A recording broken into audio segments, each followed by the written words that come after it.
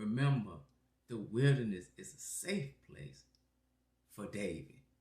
And he mourned and went barefoot and covered his head.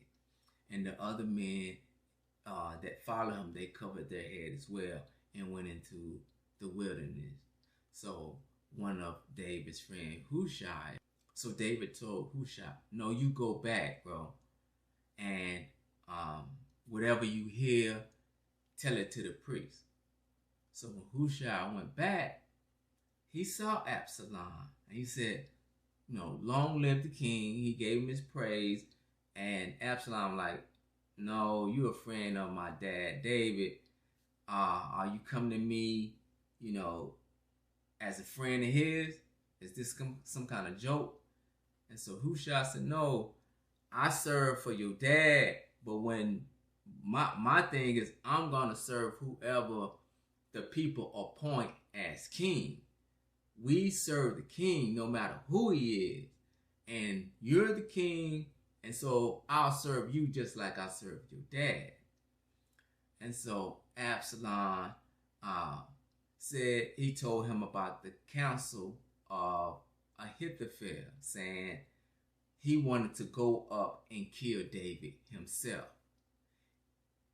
He knew that if Ahithophel kills David, that Ahithophel would be the king. This is why when Joab had took over a city, before he slaughtered everybody, he told David to come up and you kill the rest of them. And so it won't be my name on this, and they'll be saying I'm the king. So it was an ordinance. It was an order of things. So, but Absalom, he was slow, but he wasn't that slow. So he asked Hushai, David's other friend, hey, what should I do? This is what Ahithophel is saying. So Hushai said, no, David, your dad, is a real killer. Especially up in the mountains, bro. Up in the wilderness. In the wilderness, it's going to be very hard to get him. If Ahithophel goes up, he might get past the first man, and that's going to wake up the real killers, and they're going to get him. He said, no, go up yourself, right? Gather the men together, and then once you gather them all together, then you can go up yourself, and you can probably get them from there. If they made it to a city, we can flush them out. But Hushai was basically buying time. So now he can go tell the priest what's going on, and then the priest could get word to David what's going on. And so Hushai told the priest. The priest sent his two men to go to tell David. So when they got to the city, they knew it was going to be problems. So they got this woman to hide them in a well, right? And they called the woman a wench. I've always heard people say that all my life in a negative way, like some wench. What is she talking about or something? But, I don't think that term meant that at that time. But it was, I guess, a woman of a lower stature, or she wasn't like one of the king's concubines, or she wasn't someone of that stature. Nevertheless, she was a woman of wisdom, and she saved them, and she saved David ultimately. And it's, her name is not there, but she's very important.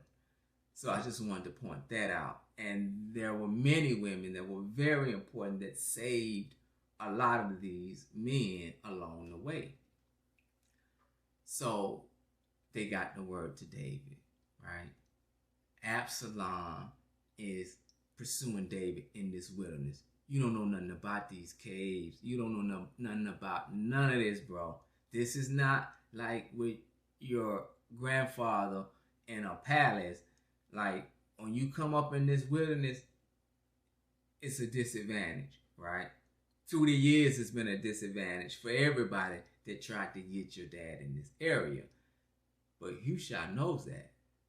So when Absalom went, his long hair, right, got caught up in one of the trees as he was riding on his mule. And when they got caught up, that's when Joab, David's captain, who persuaded David to go get Absalom, he saw him and threw darts in his heart. And those 10 men got him down and killed him, killed Absalom. And it got back to David that Absalom is dead. Joab blew the trumpet. The war is over. And so David mourned for his son Absalom, right? So you can imagine having to be at war with your own child, right? You can't win. If you overtake them as you can, right? My mother used to say, I'll bring you in, I'll take you out. And it may have been just a bluff, right? But I wasn't going to call that bluff, right? I believe if I would have called her bluff, she would have took me out, right? And you have to always have a bluff on your kids, right? Because they got to know, don't cross certain lines, right? But we love them. We gave birth to them.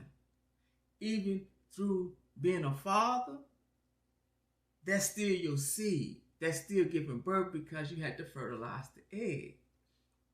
Or if you the mother that held this child for 9 months and this child's heartbeat is felt in your whole soul, and you don't want anything to happen to this child, and you protect this child as it grows inside of your womb, and your water bursts, and this child comes forth, and it gets spanked, and the child is alive by the cries of joy to you, because you know that the child is alive, and you just want to hold the child, nurture the child, let the child take the milk from your bosom, right? And see that child grow from it. And that child goes from no teeth to then needing meat.